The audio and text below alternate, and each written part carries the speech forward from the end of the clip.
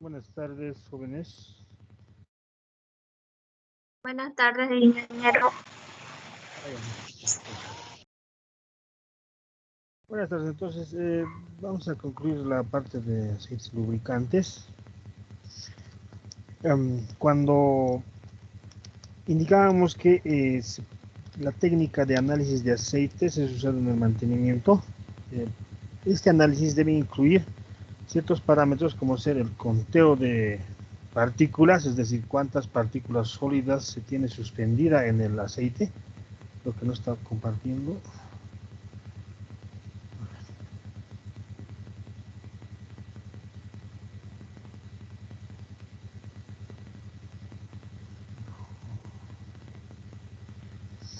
Cuántas partículas se tiene suspendidas o está arrastrando el aceite, el contenido de agua, la viscosidad y el nivel de acidez. El conteo de partículas, porque ya habíamos visto en la parte de desgaste, las partículas sólidas actúan como un abrasivo, ¿no? Es decir, tienden a rayar las piezas que especialmente están en contacto, generando fricción y logrando desgastar el material. Entonces la presencia de partículas nunca se va a anular, pero sí se debe controlar en cuanto a su tamaño. ¿No? El tamaño que recomiendan, especialmente las normas ISO, es de 5 micras, ya que los ajustes de las piezas, de los elementos mecánicos, especialmente de los que tienen movimiento relativo, oscilan entre 5 y 100 micrones. El contenido de agua, ya que el contenido de agua va a reaccionar con las superficies metálicas y también va a reducir el efecto de lubricación del aceite. La viscosidad es un parámetro el cual tiene que ser controlado, ya que cuando se reduce el nivel o el índice de viscosidad del aceite, ya no cumple su función principal, que es la de lubricar. El nivel de acidez que habíamos descrito anteriormente. Y para esto se realizan pruebas en determinados equipos, ¿no? Siempre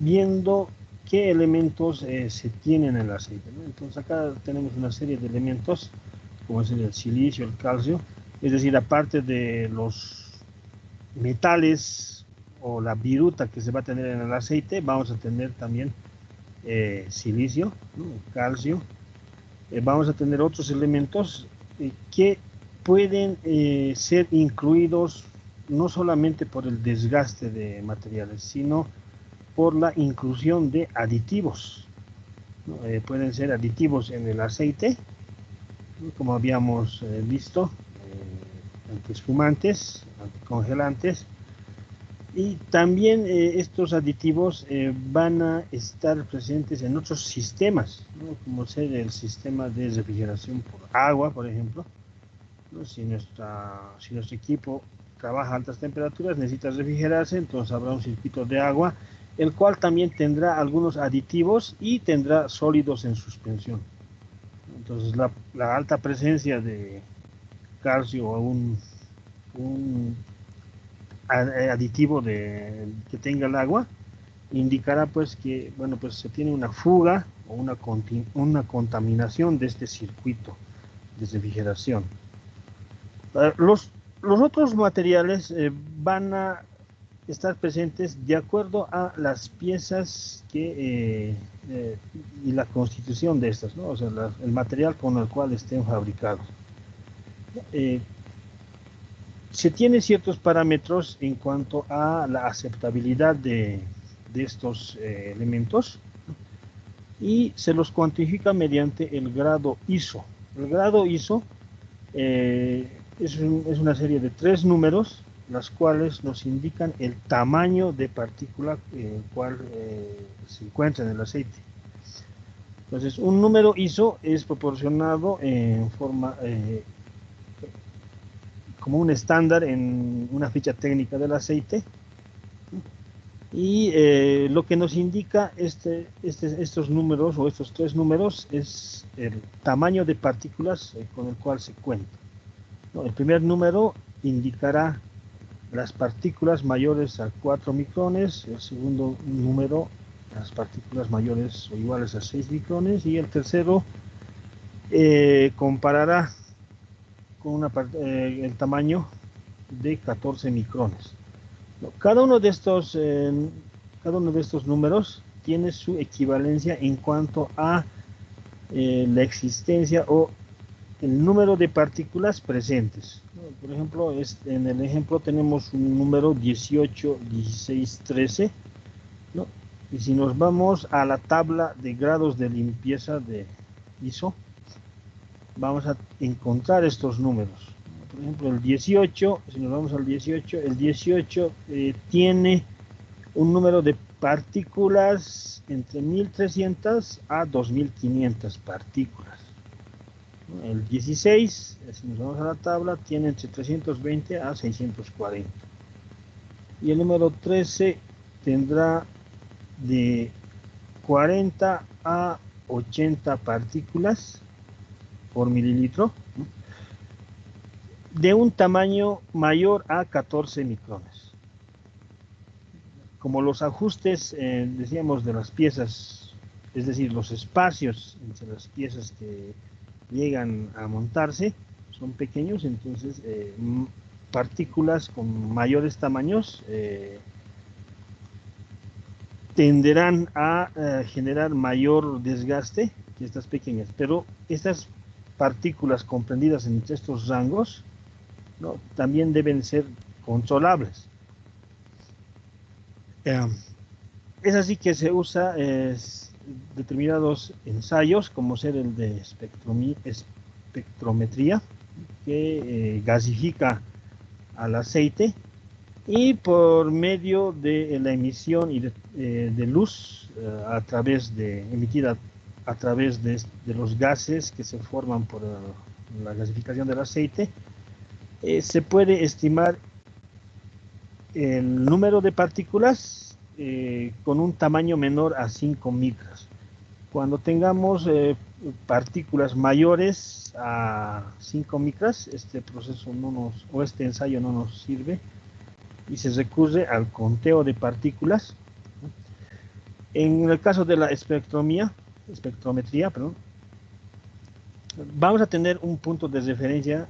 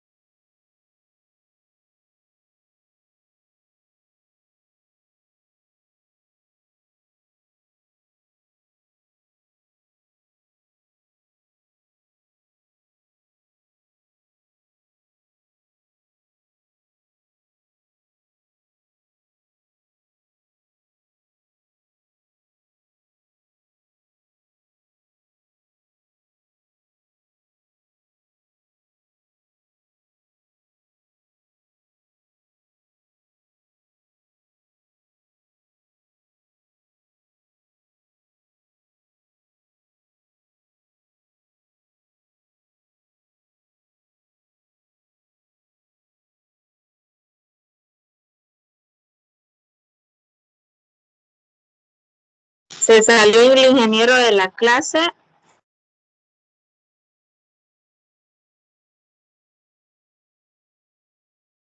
Lo votaron.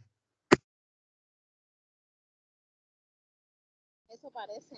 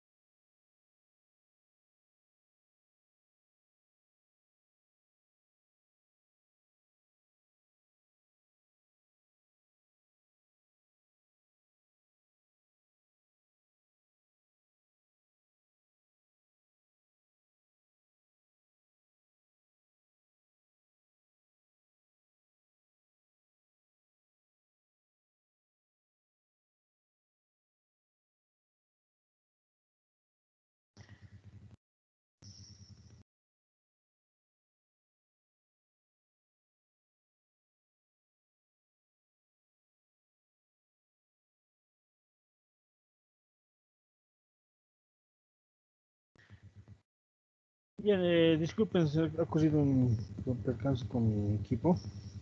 Se ha reiniciado. Por eso que he abandonado abruptamente la reunión. Entonces describíamos los números ISO, ¿no? Veíamos la tabla en la cual teníamos la descripción de cada uno de estos tres números y los fabricantes de los equipos de laboratorio, ¿no? Conjuntamente con los fabricantes nos proveen tablas en las cuales tenemos valores recomendados, ¿no? Entonces esta tabla, por ejemplo, nos describe los valores de ISO, los grados ISO que debería de tener o que debería de tener el aceite que circula por estos puntos. Entonces, en el caso de los aceites que están lubricando a rodamientos, ¿no? Debería tener un grado ISO de 16, 14, 12, ¿no? Entonces, este es el número de partículas que debería de encontrarse en el aceite de rodamiento, y si superamos estos valores, entonces ya debemos de realizar otro análisis o directamente recomendar el cambio. Es así que nos proveen tablas de distintas partes que pertenecen a equipos, como ser cojinetes, transmisiones industriales, cajas de cambios, motores de vehículos, tanto livianos como pesados, ¿no? Y turbinas de distinto tipo, los cuales vamos a tener estos números de referencia. Entonces, una vez determinado el número de partículas en el aceite, ¿no? Lo comparamos con estas tablas. También indicábamos que debemos de determinar el contenido de agua. El contenido de agua, una de las pruebas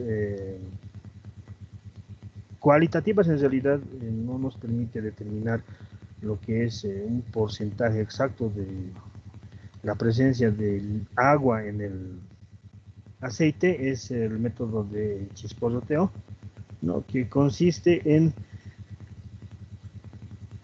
verter en una plancha caliente unas gotas de aceite y estas se van a ir vaporizando. Entonces va a describir una reacción o un cambio visible, el cual nos va a dar la pauta para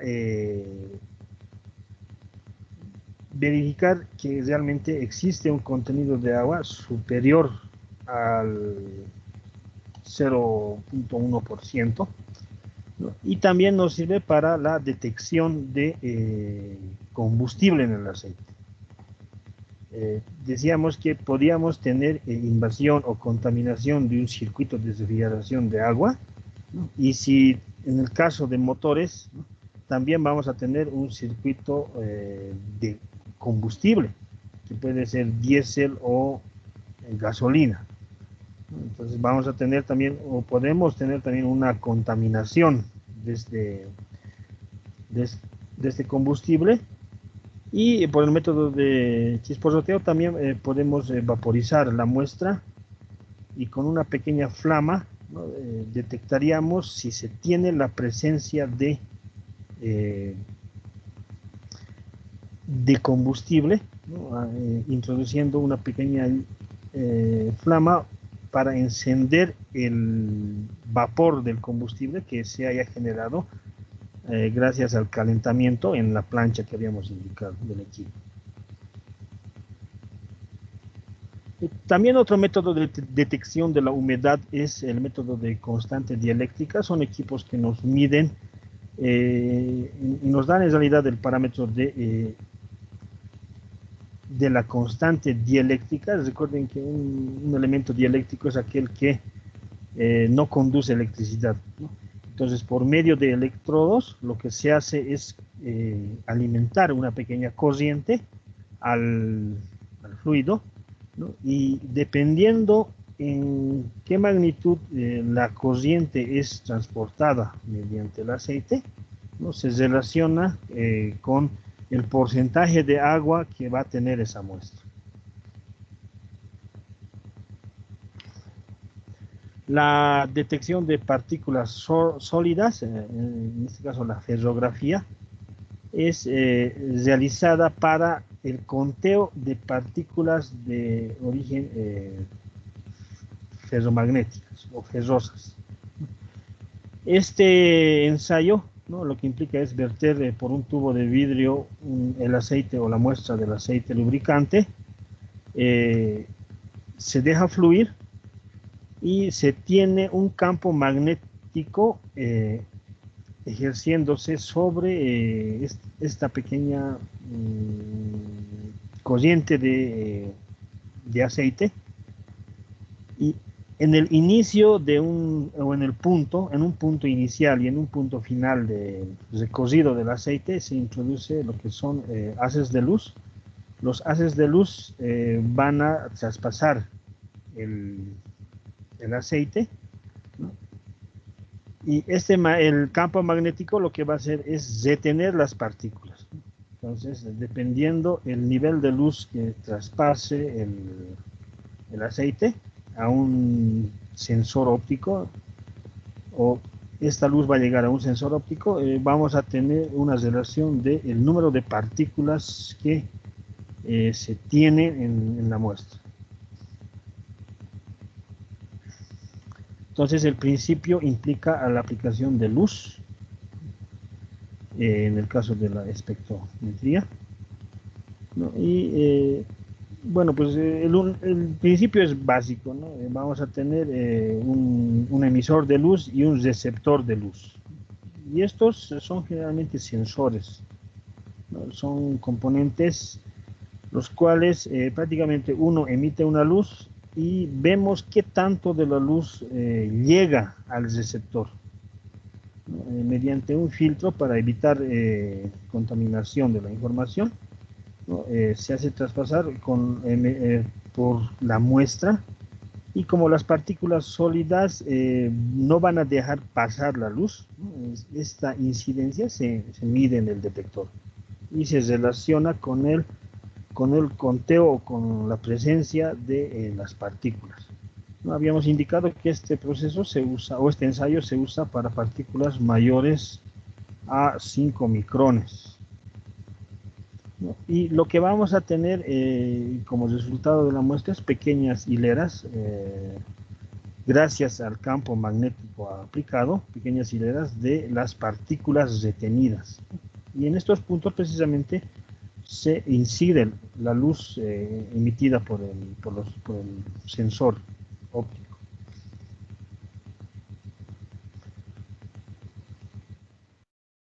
Algo más, me estoy olvidando de esto. Bueno, en estas técnicas que estamos describiendo, y eso lo vamos a volver también a describir, ¿no? Lo que se determina con estos análisis es una tendencia a la falla, ¿no? Esta es una curva de rendimiento de cualquier sistema o máquina, la cual, bueno, pues inicia en un tiempo determinado y a medida que va trabajando va reduciendo sus prestaciones, es decir, baja su rendimiento por diferentes factores, ¿no? Uno de ellos puede ser el aceite, ¿no? Otro, las condiciones en las cuales trabaja, de tal manera que el rendimiento va disminuyendo, y lo que se logra con estos análisis, con estas técnicas de mantenimiento que estamos viendo, es determinar en qué punto es conveniente realizar el mantenimiento. Entonces va a llegar un punto en el cual el rendimiento va a caer en mayor medida que al inicio. Entonces esos puntos podemos detectarlos mediante estas técnicas de mantenimiento. Entonces, con los análisis de aceites que tenemos descrito, se puede elaborar estas curvas de rendimiento de los equipos, ¿no? Y determinar en qué punto tenemos la presencia de partículas que superen los números o los grados ISO recomendados, ¿no? Cuando lleguemos a esa cantidad de grados ISO, entonces ya podemos indicar que ese es el punto adecuado para el cambio de aceite. ¿Sí? Bueno.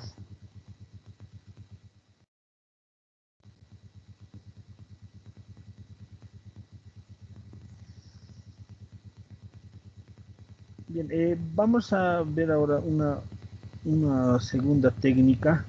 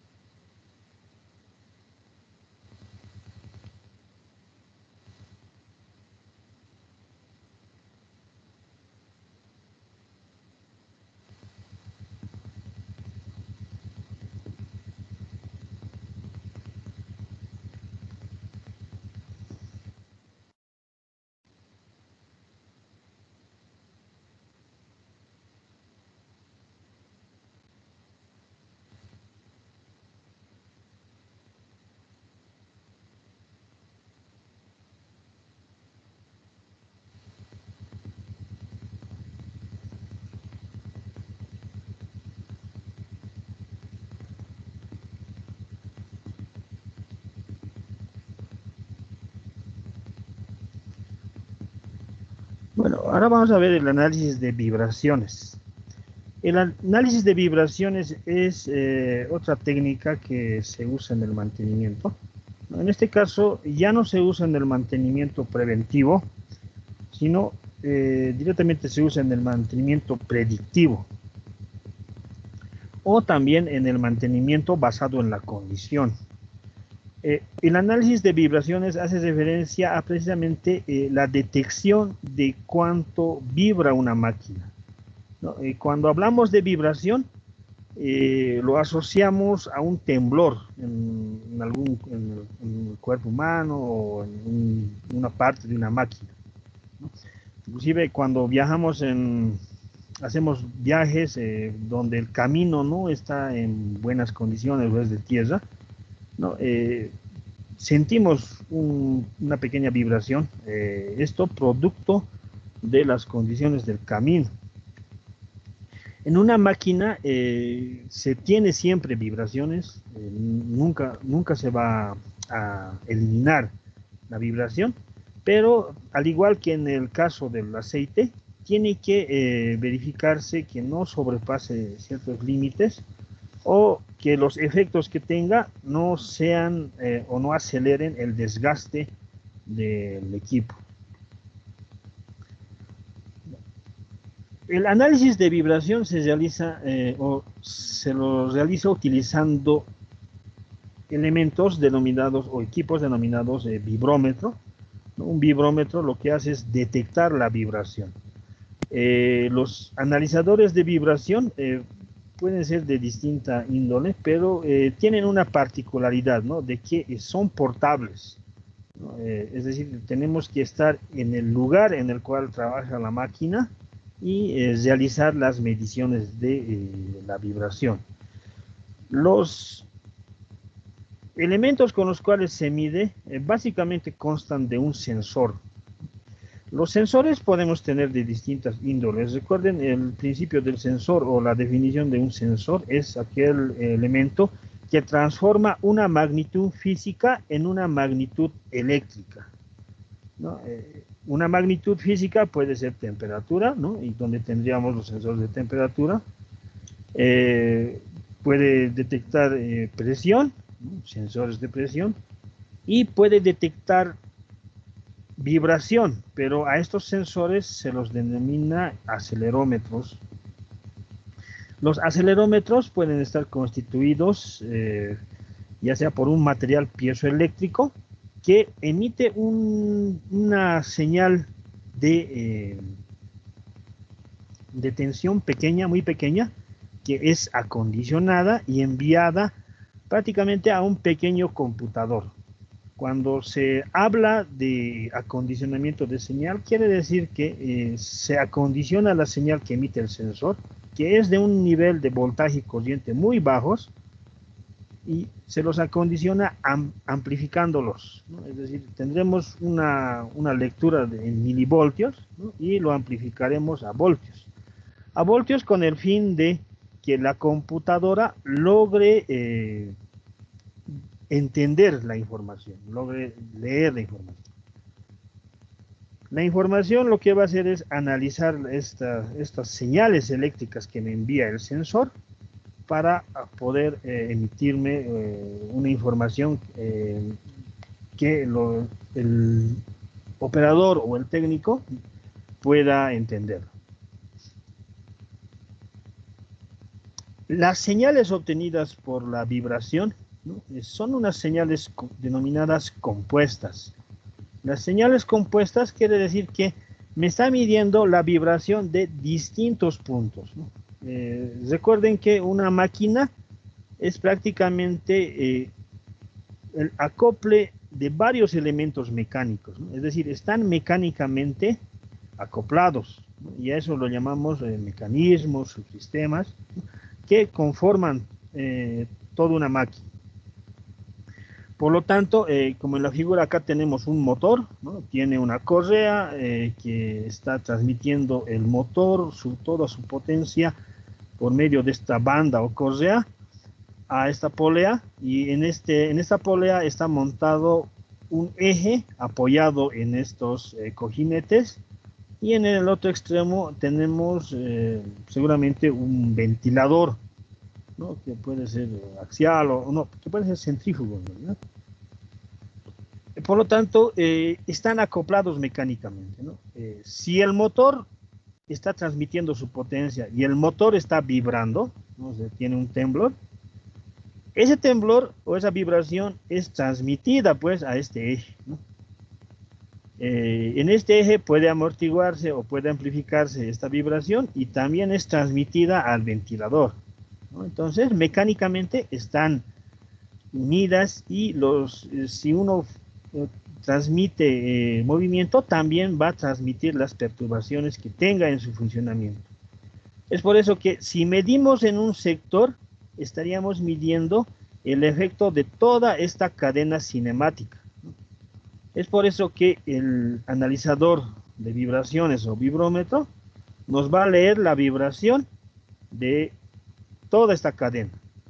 Por lo tanto, vamos a obtener en realidad imágenes, ¿no? Que nos van a ayudar a verificar el tipo de vibración, ¿no? Y vamos a obtener imágenes de este tipo, ¿no? Estas imágenes van a ser procesadas por el computador, ¿no? Y el computador nos va a presentar imágenes que podamos nosotros entenderlo, ¿no? Acá no nos dice mucho la imagen, ¿no? Es decir, tenemos una señal total del conjunto de este sistema mecánico, por lo tanto no nos dice mucho para poder indicar si algún elemento tiene una vibración fuera de lo normal. Ahora, las vibraciones, ¿qué son? Prácticamente son movimientos de un cuerpo, ¿no? O, en realidad, de todas las partículas que conforman el cuerpo, respecto de un punto de referencia para efectos de análisis. Cuando hablamos de vibración, entonces estamos hablando de pequeños desplazamientos, ¿no? Y es precisamente lo que nosotros percibimos como temblor, ¿no? Cuando alguna máquina está vibrando o subimos a una movilidad, ¿no? Vamos a sentir pues una pequeña sensación de que nos estamos desplazando, pero en un grado pequeño, ¿no? En una distancia pequeña. Entonces, las vibraciones van a ser desplazamiento, ¿no? Desplazamiento en el tiempo. Cuando han visto en su curso de física sistemas amortiguados o el análisis de resortes, ¿no? ¿Qué pasaba si teníamos o extendíamos un resorte, ¿no? El resorte empezaba a mover si soltábamos la acción externa, es decir, si primeramente aplicamos la fuerza y luego lo soltamos, el resorte tiende a recuperar su forma. pero por la energía almacenada, nuevamente pues va a tender a extenderse y nuevamente a contraerse. Obviamente el movimiento que percibamos del resorte va a ser amortiguado, es decir, va a tender inicialmente a oscilar con una gran amplitud y luego va a reducirse, ¿no? Hasta totalmente quedar estático. Las oscilaciones o las vibraciones se generan por distintos factores en la máquina, ¿no? Podemos tener vibraciones que se originan por el mal montaje, podemos tener vibraciones por un mal diseño, es decir, piezas tal vez muy esbeltas o muy delgadas que tiendan a flectarse, lo que va a causar oscilación. Podemos tener vibraciones por malas holguras o desgaste en las piezas, ¿no? Habíamos indicado en el anterior análisis, en la anterior descripción del análisis de aceites, que el desgaste reduce material, por lo tanto el juego u holgura va a aumentar y va a provocar oscilaciones. Estas oscilaciones lo podemos entender como vibración, ¿no? Es decir, va a producirse un pequeño golpeteo que va a producir la vibración y vamos a poder percibirla en el exterior o en otra parte de la máquina.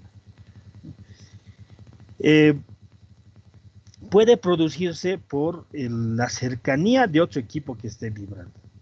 Es decir, puede transmitirse la vibración por medio de una estructura o una misma base, inclusive por el piso puede transmitirse y puede afectarnos.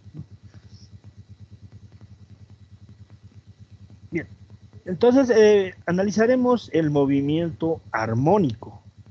¿Qué es un movimiento armónico? ¿No? Es un movimiento que se repite, ¿no? Y respecto de un punto de referencia, en este caso el eje del tiempo que estamos viendo en la gráfica, ¿no? Vamos a graficar el desplazamiento en el eje X de este resorte y vamos a ver que oscila entre valores positivos, es decir, encima del eje del tiempo, y valores negativos por debajo del tiempo. Si alguien recuerda, tiene mucha similitud con lo que es una señal alterna, ¿no? Una señal de voltaje o corriente alterna. Una vibración, entonces, se puede describir con un modelamiento de una función armónica, ¿no? Entonces, esta ecuación, lo podemos modelar, este movimiento, con una ecuación en función de senos o cosenos, ¿no? Y se denomina sin amortiguamiento porque infinitamente tendería a reproducirse esta forma periódica, y enseguida vamos a describir por qué periódica, donde vamos a tener una amplitud, ¿no? La amplitud no es más que el máximo valor, ya sea positivo o negativo, que se pueda describir con este movimiento. En este caso acá tenemos la A, esta letra A, que está describiendo el punto más alto, o también denominado pico, como vamos a ver en los siguientes diapositivas. Entonces acá tenemos una amplitud y en los valores negativos también vamos a tener una amplitud. Entonces esta forma va a ser simétrica respecto a este eje. Estos mismos valores de amplitud acá en los valores positivos los vamos a tener acá en los valores negativos. Y se denomina también, indicábamos, sin amortiguamiento porque esto se va a ir repitiendo con el tiempo. Luego tenemos un movimiento o una vibración amortiguada, ¿no? Amortiguada significa que la amplitud, por algún efecto externo o interno, se va a ir reduciendo. Entonces, iniciará nuestro movimiento armónico en una amplitud y esta amplitud irá reduciéndose, ¿no?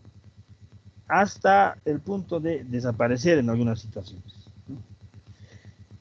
Entonces, tenemos acá un amortiguamiento. Ahora, en el caso de una señal periódica, tenemos ciertas variables que debemos de reconocer en la señal. Y digo señal porque, bueno, pues podemos por algún medio graficar la forma de esta vibración en un eje tiempo versus desplazamiento. Tenemos entonces la amplitud, o también denominado valor pico, que se mide desde el eje de referencia hasta el punto más alto, tanto en los valores positivos como en los valores negativos. Tenemos el periodo, ¿no? El periodo es el tiempo en el cual se repite la forma fundamental de esta señal, ¿no? Medida desde cualquier punto, pero siempre y cuando vuelva a un punto similar.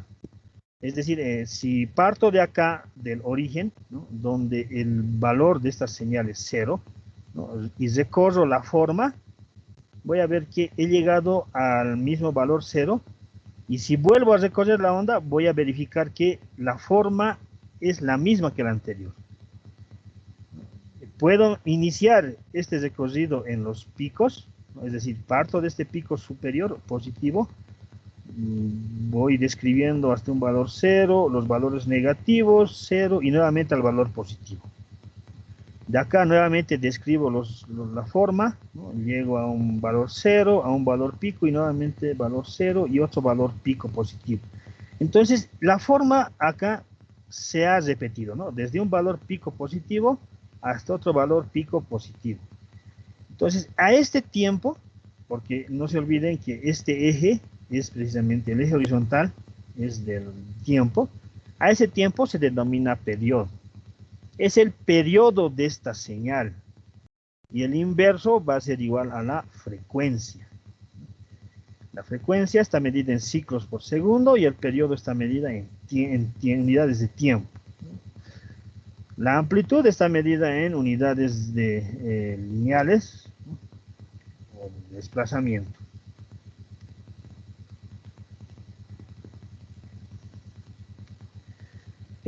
También tenemos una vibración forzada, ¿no? Habíamos visto anteriormente que podemos tener señales sin amortiguamiento y con amortiguamiento, pero no indicábamos por qué. Ahora, hablamos de una vibración forzada cuando tenemos un medio externo que provoca la vibración. En este caso, si el motor del ejemplo que habíamos visto anteriormente en la figura está mal montado y transmite una vibración o logra que el motor vibre, entonces quien está forzando la vibración es precisamente el motor, ¿no? Ya que alimentamos energía, el motor empieza a girar, ¿no? Empieza a girar, por lo tanto, la vibración será introducida por el funcionamiento del motor. Entonces ahí tenemos una vibración forzada. Desenergizamos el motor, se logra detener y la vibración desaparece. Entonces, ¿quién está causando la vibración? Es el motor. Es el medio que está forzando la vibración.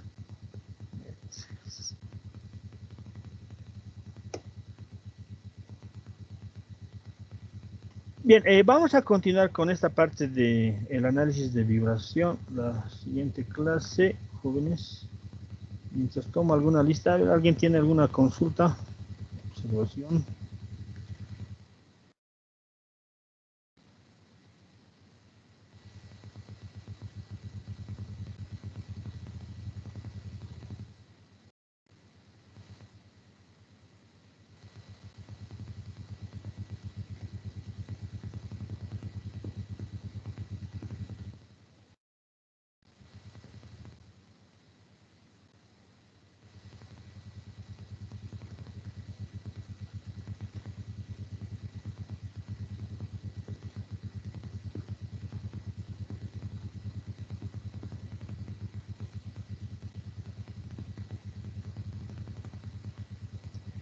Bueno, jóvenes, entonces nos vemos la siguiente clase, la siguiente sesión. Hasta luego. Hasta Hasta luego. luego, ingeniero.